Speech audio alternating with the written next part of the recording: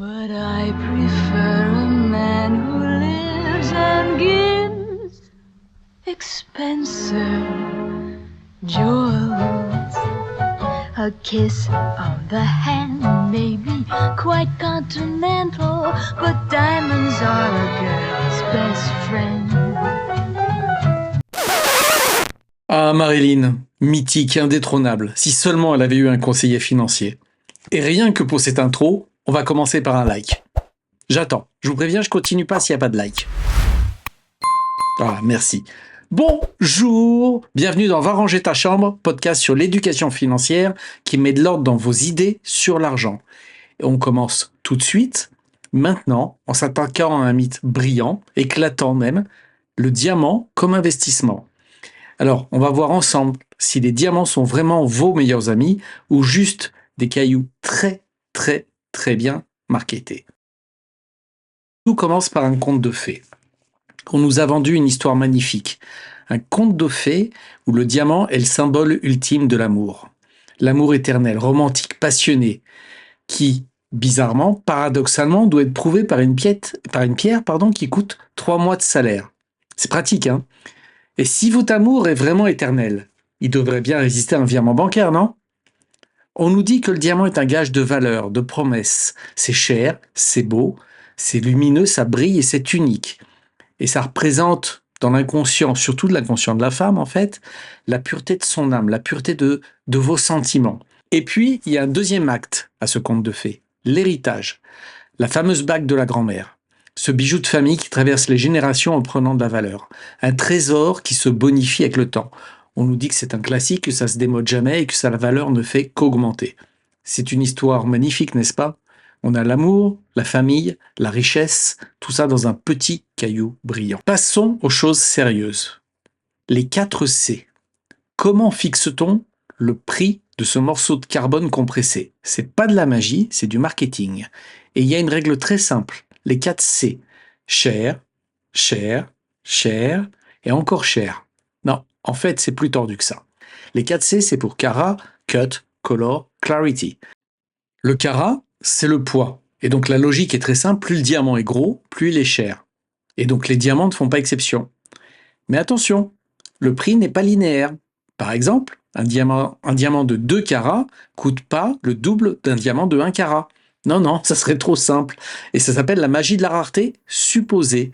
Évidemment, plus le diamant est gros, plus il est rare. Donc en fait, sa rareté augmente de façon exponentielle à son poids. Mais ça ne s'arrête pas là. On arrive maintenant au deuxième C. La taille du diamant, le cut, entre également en jeu. Ça veut dire qu'on peut avoir 2 diamants du même poids, mais avec des tailles visuelles complètement différentes. Et là, bingo, c'est tout l'art de la taille. Pourquoi ? Parce qu'à même poids, il peut y avoir un diamant qui paraît plus gros que l'autre. Et donc, le C le plus important, je vous rappelle les 4 C, c'est pas sa forme, c'est la façon dont il est taillé pour réfléchir la lumière. Un diamant mal taillé n'a pas de valeur, un peu comme une chaîne YouTube qui a pas assez de followers. Et puis on a le 3e C, la couleur. Plus c'est incolore, plus c'est transparent, plus c'est rare, et donc plus c'est cher. Vous avez compris le principe ? Je vous rappelle que le diamant est censé représenter la pureté des sentiments, la pureté de l'âme. Sauf qu'en réalité, il y a des tendances, des effets de mode, des stories sur Insta. Et donc, on se retrouve avec des diamants roses ou légèrement bleutés qui valent bien plus que leur prix réel. Tout est une question de perception. Cohérent, non ? Et enfin, le 4e C, la clarté, la pureté. Moins il y a de défauts à l'intérieur du diamant, évidemment plus c'est cher. C'est un peu le casier judiciaire de la pierre. Une pierre sans défaut, c'est extrêmement cher. Et une pierre qui a des défauts visibles, alors je dis pas à l'œil nu, à l'œil nu on voit rien. En fait elle va être moins chère. Donc là aussi il vous faut un expert, il suffit pas d'avoir une petite loupe, il faut vraiment un expert pour juger de la qualité de la pierre. Il faut lui faire confiance. Ça c'est un autre point. Donc, qui décide des prix dans le monde mystérieux du diamant ? Le big boss, c'est Rapaport. On appelle ça le rapport Rapaport ou la grille Rapaport. Cette grille est utilisée par tous les diamantaires mondiaux. Mais attention, c'est payant, c'est cher et c'est réservé aux professionnels. Donc, ce sont les diamantaires qui utilisent les grilles Rapaport pour calculer les prix. Et donc, le prix que vous allez payer, c'est un cocktail de, on va dire, ces 4 éléments et d'un rapport de confiance. C'est un jeu d'équilibre où chaque détail compte, mais vous ne savez toujours pas si c'est rentable. Et pour les diamants synthétiques, qui font beaucoup parler d'eux, en fait, le rapport ne couvre que les diamants naturels.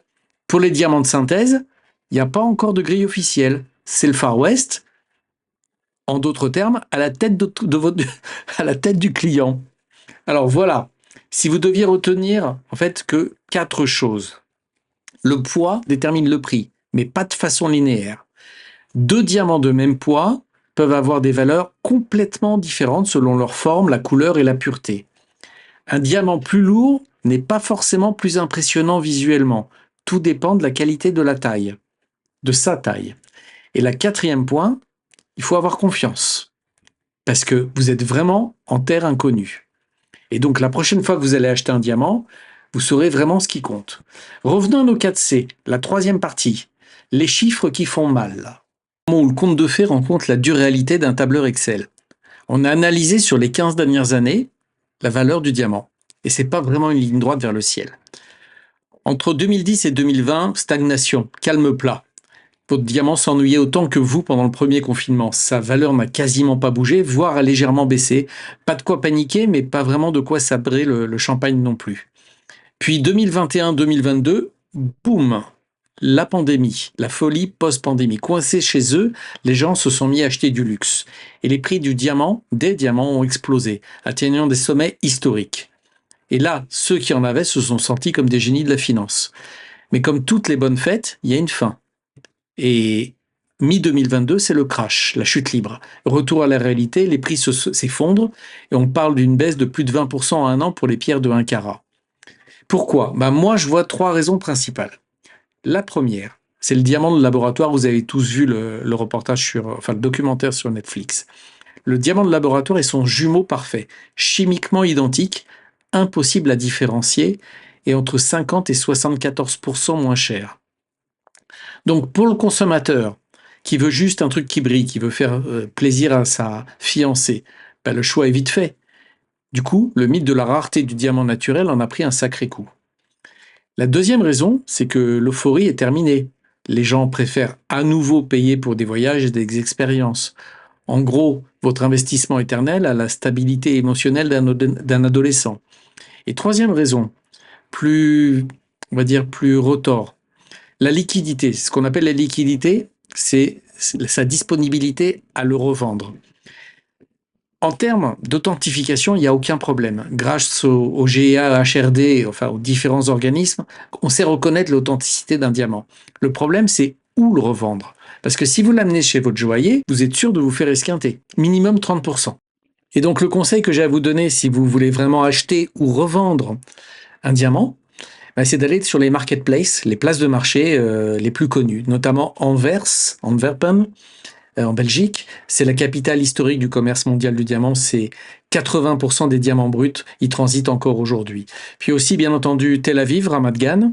C'est un centre très important avec une forte expertise technologique dans le tri et la certification. Mumbai, en Inde, c'est la plus grande bourse de diamants au monde en superficie. Dubaï, aux Émirats Arabes Unis, qui a profité de la montée fulgurante de la ville ces dernières années. Et aussi, c'est un port franc très attractif fiscalement. Et New York, sur la 47e rue, dans le Diamond District de Manhattan, qui est tenu par la communauté juive. Et oui, parce que ça vous plaise ou non, en fait, les diamants sont associés au génie juif, c'est-à-dire le fait de pouvoir transporter une somme très importante dans le creux de sa main, dans sa poche, en fait, de façon extrêmement discrète, et de pouvoir passer des frontières sans encombre. Tout en ayant une valeur qui va être authentifiée et reconnue à l'autre bout du monde. Alors, je ne veux pas être trop dur avec le diamant. La meilleure façon de regarder ça en termes d'investissement, c'est de le comparer aux autres options. Imaginons un graphique sur les 10 dernières années. Il y a l'or. L'or, c'est le marathonien, lent, régulier, fiable, qui monte doucement mais sûrement, avec des accélérations quand tout s'effondre. C'est lui, la valeur refuge. Puis, il y a le Nasdaq, l'indice des valeurs technologiques. C'est un TGV, des points de vitesse, parfois des ralentissements dans les virages, mais une arrivée loin, très loin devant. C'est là que l'innovation paye. Puis, en fait, il y a la courbe du diamant, plate pendant des années avec un petit saut de cabri en 2021 avant de tomber dans le ravin dont elle n'est toujours pas sortie. C'est une voiture de collection qui finit cassée dans un fossé, une belle carrosserie mais un moteur fracassé. Donc là-dessus, si on compare l'or, le Nasdaq et le diamant, c'est sans appel. Sur le ring de l'investissement, le diamant est KO.